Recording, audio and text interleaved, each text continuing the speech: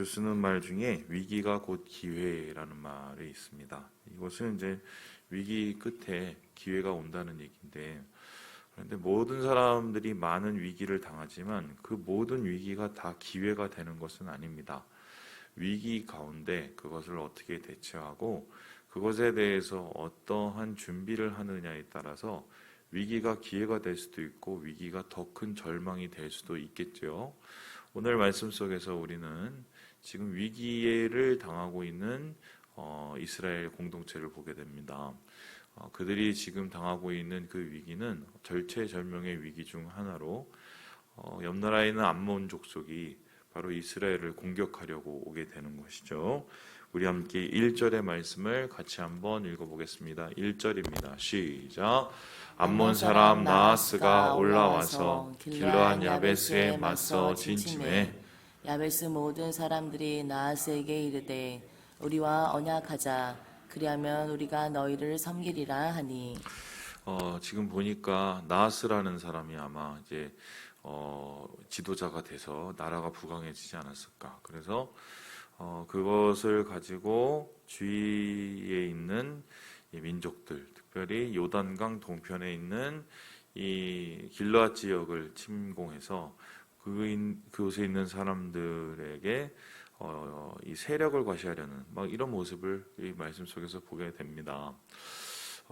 이런 위기 속에서 지금 이스라엘 공동체는 어떻게 하고 있는가? 보통 같았으면은 이런 겁니다. 우리가 무슨 상호 방위 조약 이런 거 있죠? 지금 우리가 한미 상호 방위 조약이죠. 이 소리가 뭡니까? 한국이 다른 나라로부터 침략을 받으면 누가 도와줍니까? 미국이 도와줍니다. 거기서 끝나나요? 미국이 다른 나라로부터 침략을 당하면 누가 도와줘야 돼요?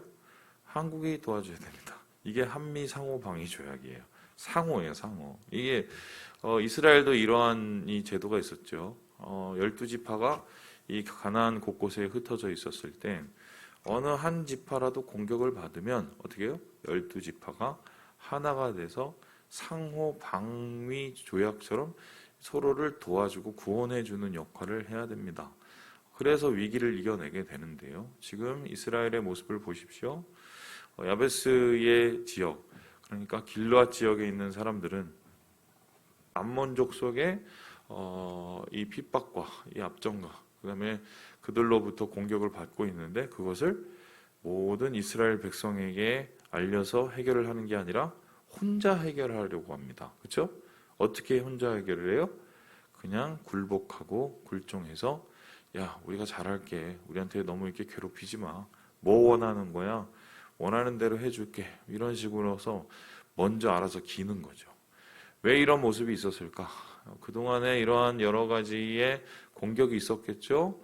근데 그 공격이나 침략을 이길 수 있는 방어가 제대로 된 적이 한 번도 없었다는 거죠. 뿐만 아니라 이런저런 일을 다 겪어보니 차라리 그냥 먼저 가서 무릎 꿇는 게 나을 거라는 이런 굉장히 굴종적인 자세, 그들 안에 있는 이 낙심하고 좌절하는 모습이 가득했다는 것을 보게 됩니다. 그렇다면은 이스라엘 백성에게 있어서의 위기는 암몬 족속이 침략해온 것도 위기지만 이미 공동체 안에서 공동체성이 와해되고 그리고 그 공동체 안에서 이 좌절하는 분위기가 낙망하는 분위기가 한마디로 팽배해 있었다는 것이죠. 그래서 이러한 공동체의 위기를 오늘 말씀 속에서 우리는 찾게 되는 것이죠. 또한 이러한 이 공동체의 위기에 있을 때 또 큰 위기를 맞고 있는 한 사람의 모습을 봅니다. 그 사람은 누굽니까? 바로 사울이라는 사람입니다. 우리 함께 우리 5절의 말씀을 같이 한번 읽어보도록 하겠습니다. 5절입니다. 시작. 마침 사울이 밭에서 소를 몰고 오다가 이르되 백성이 무슨 일로 오느냐 하니 그들이 야베스 사람의 말을 전하니라. 야베스 사람들이 이번에 우리가 혼자는 못할 것 같아요. 도와주세요. 이러면서 이스라엘 12지파에게 다 소식을 전하지요. 근데 그 소식을 전했을 때 이스라엘 지파들이 12지파들이 이게 무슨 소리야? 우리 형제가 당하고 있네. 가서 우리가 같이 싸웁시다 라고 얘기하지 않고 4절에 보니까 그냥 울어요. 그러니까 이게 얼마나 이 사람들이 정신 상태가 해이해졌는지를 보게 되죠. 그런데 이러한 이 우는 소리를 듣고 사울이 무슨 소리냐고 물어봅니다. 그래서 뭐 이런저런 이야기를 전합니다. 그런데 중요한 건 사울이 이 이야기를 어디서 듣느냐? 밭에서 듣습니다. 밭에서 뭘 하다가 듣습니까? 소를 몰고 밭을 갈다가 듣습니다. 자, 우리 한번 봅시다. 어제 우리가 사울이 무엇이 되는 광경을 보았습니까? 왕이 되는 것을 보았단 말이에요. 그러면 쉽게 설명하면 사울이 왕이 돼서 뭐 투표는 아니지만 제비뽑기로 왕이 됐으면 지금 뭘 준비해야 됩니까? 우리 뭐 지금 새 정부가 오기 전에 뭘 준비해요? 인수위원회를 하고 내각을 세우고 통치를 준비할 그런 준비 시간이죠. 그런데 사울이 그런 걸 하고 있어요? 안 하고 있어요? 전혀 하고 있지 않습니까? 그리고 뭐예요? 집에서 뭘 하고 있습니까? 밭이나 갈고 앉았습니다. 이 소리는 뭐냐면은 준비가 전혀 되지 않은 거고, 그리고 나아가서 왜 사울이 이럴 수밖에 없었느냐? 사람들이 사울을 대하는 게 그렇게 썩 좋지 않았었던 거예요. 그러니까 이런 상태에서 무슨 내가 왕이 되겠어? 그리고 내가 왕이 된다고 한들 사람들이 나를 따르겠어? 뭐 이러한 두려움과 불안감이 아마 그에게 초조하게 있지 않았을까? 결국 이러한 모습 끝에 어떻게 됩니까? 사울은 위기 앞에서도 전혀 준비되어 있지 않은 왕 같지 않은 왕인 거죠. 여기까지 따져보면 결코 이 사울에게 이스라엘에게 닥쳐온 이 위기가 기회인 것은 절대 아닙니다. 그런데 이 위기가 기회로 전환되는 계기가 일어납니다. 그 계기를 성경은 이렇게 얘기를 해요. 우리 함께 6절의 말씀을 같이 한번 읽어봅시다. 6절입니다. 시작. 사울이 이 말을 들을 때에 하나님의 영에게 크게 감동되매 그의 노가 크게 일어나. 어떻게 됐다고요? 하나님의 영에 감동되었다. 감동되어서 어떻게 합니까? 그의 노가 일어났다. 노라는 말, 승질났다는 말이 아니라 의분이라고 합시다. 의분. 그러니까 이건 아닌데, 주의 백성이 이렇게 되는 건 아닌데 이러면서 하나님의 거룩한 분노라고 그러죠. 거룩한 분노는 자기 승질내는 게 아니에요. 하나님의 마음으로 일어나는 마음속의 불이죠. 그게 일어나게 됩니다. 그래서 이러한 하나님께서 주신 성령의 감동, 그 감동에 의한 소명에 의한 마음의 불이 일어나서 사울은 즉각적으로 행동하기 시작을 해요. 그 행동이 무엇일까요? 우리 7절을 같이 한번 읽어보죠. 7절입니다. 시작. 한결이의 소를 잡아 각을 뜨고 전령들의 손으로 그것을 이스라엘 모든 지역에 두루 보내어 이르되 누구든지 나와서 사울과 사무엘을 따르지 아니하면 그의 소들도 이와 같이 하리라 하였더니 여호와의 두려움이 백성에게 임하매 그들이 한 사람같이 나온지라.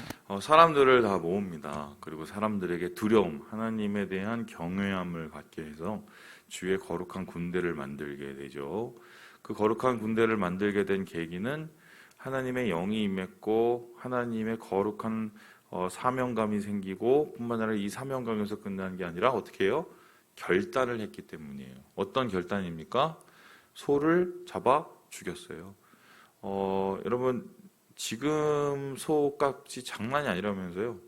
뭐 비료값도 오르고 뭐 저것도 오르고 해서 소값이 장난이 아니고 돼지값도 장난이 아니고. 근데 지금 장난이 아닌 소값과 이때 장난이 아닌 소값을 따져보면 말이 안 되죠. 이때로 말하면 벤츠 2대 태운 겁니다. 여러분 자기 열심히 타고 있는 평생에 몇 대도 사지 못하는 그 벤츠를 두 대를 태웠다. 이 소리는 무엇입니까? 난 이제 이거 그만둔다. 자기 개인적인 이익과 사익과 개인적인 일을 그만두겠다. 하나님의 일을 위해서, 하나님의 사역을 위해서, 하나님의 맡겨주신 사명과 영혼들을 위해서 내 인생을 이제는 내려놓으리라, 헌신하리라, 올려드리라, 이렇게 각오를 한 거죠. 그리고 그렇게 개인적인 각오, 그 사명에 대한 각오 끝에 소를 잘라서 사람들에게 보냅니다. 이 소리는 뭐야? 나는 이런 각오로 이번에 싸울 거야. 너희들도 같이 싸워야지. 원래 하나님께서 우리를 그렇게 모으셨는데 지금 이게 뭐 12지파가 한 공동체도 아니고 따로따로 노는 건 이건 하나님 원하시는 거 아니야. 이러면서 그들의 잠자고 있는 뭐예요? 영적인 세포들을 깨우죠. 그러고 나서 그 사람들이 함께 이러한 결단 속에서 일어나게 됩니다. 자, 봅시다. 좀 전까지는 전혀 맥 빠진 모습이었어요. 왕이 될 인간은 한마디로 집에서 밭이나 갈고 앉았고, 같이 싸워야 될 사람들은 같이 싸우기는 그냥 울고 앉았고, 그리고 함께 맞서야 될 길르앗 사람들은 먼저 굴종하는 신용을 하고, 전혀 이 위기 앞에서 대응이 안 되는 이 사람들이 순식간에 이렇게 바뀌어서 이 전쟁에 나서게 된 이유는 뭡니까? 한마디로 결단했기 때문이에요. 결단하지 않았으면, 사울이 결단하지 않았으면 아무 일이 일어나지 않습니다. 사울이 결단을 하니 그 결단의 파고가 백성들에게 임한 것이고, 그 백성들에게 임한 거룩한 결단이 결론적으로 어떻게 돼요? 이 싸움을 준비하고 이길 수 있는 핵심 동력이 되게 된 것이죠. 그래서 결국 이러한 결단 끝에 이 8절을 보니까 어떤 일이 나요? 사람들이 모입니다. 33만 명이 모였어요. 30만 명. 30만 명이 모였어요. 30만 명. 대단한 숫자죠. 지금으로 따지면 이때 뭐 인구가 100만, 뭐 200만 됐겠어요. 그래서 거기에 30만 명이 모였다는 건 어마어마한 숫자가 모이고 사람들이 참여를 하기 시작한 건데, 한 사람의 결단으로 인해서 백성들이 자각을 하게 되는 것입니다. 그리고 나서는 이들이 나타나서 어떻게 됩니까? 결론적으로 이 11절을 한번 보죠. 사울을 앞세우고 이 사람들이 새벽에 적진 가운데 가서 암몬 사람을 쳐서 완전히 끝내버리죠. 자, 우리는 오늘 말씀 속에서 뭘 보게 됩니까? 결단 없는 승리란 없다. 네. 없어요. 우리가 힘들고 어렵고 괴로울수록 자꾸 우리는 머물려고 하고 안 하려고 하고 어떻게든지 피하려고 하죠. 그런데 중요한 건 여러분 인생에서 경험해 보시면 알겠지만, 물론 필요 없는 싸움은 우리가 피해야 되죠. 필요 없는 욕심은 버려야 돼요. 그리고 쓸데없는 자존심은 안 챙기는 게 맞아요. 근데 그게 아니라 정말 싸워야 될 때, 정말 내가 나아가야 될 때, 정말 내가 나서야 될 때, 그것은 바로 하나님이 원하실 때인데, 그때 우리가 준비되지 못해서 결단하지 못하면 아무 일도 일어나지 않습니다. 아무 일도. 자, 그럼 제가 질문 한번 해보겠습니다. 사울이 이렇게 소 두 마리를 각을 뜨고 집을 나서고 이제 돌아올 수 없는 이제 다리죠. 다리를 끊어버리고 백성들을 모았을 때, 과연 내가 이렇게 나가면은 백성들이 다 찾아올 거야, 나랑 함께 할 거야, 이렇게 생각했을까요?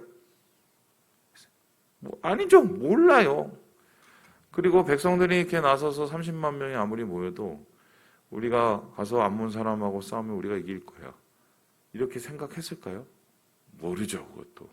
왜냐하면 이 사람들은 싸움 제대로 해본 적도 없고 이 당시에 제대로 무기 하나도 없던 사람들이에요. 그러니까 쟁기 들고 나와서 싸운 거거든요. 그러면 좀 전까지는 뭐 이게 한번 울기만 하고 굴종하고 집에서 손만 잡고 뭐 이런 사람들이 어떻게 그렇게 무모한 도전을 할 수 있었을까? 하나님의 의분, 하나님의 사명에 눈 떴기 때문이죠. 믿는 사람들은 결단할 때 결단합니다. 그 결단하는 건 하나님이 무엇을 원하는지 확신이 있기 때문에 결단하는 거예요. 내가 이런 확신 끝에 때로는 승리하지 못하고 이기지 못할 상황이 올지라도 이것이 하나님이 만일에 원하시는 것이라면 내 한 몸을 던질 수 있다는 그러한 마음이 생길 때 믿는 사람들은 그때 정말 용기라는 걸 얻게 되죠. 결론적으로 이렇게 사울은 이러한 용기를 내어서 자기를 내어 던집니다. 내어 던지는 사울을 이스라엘 백성이 따릅니다. 승리를 얻게 되죠. 그리고 이 끝이 어떻게 끝나나요? 우리 함께 우리 14절을 읽고 말씀을 마쳐보도록 하겠습니다. 14절입니다. 시작. 사무엘이 백성에게 이르되 오라, 우리가 길갈로 가서 나라를 새롭게 하자. 길갈에서 이제 사람들이 모여서 제대로 된 나라를 만들고 제대로 된 왕을 세웁니다.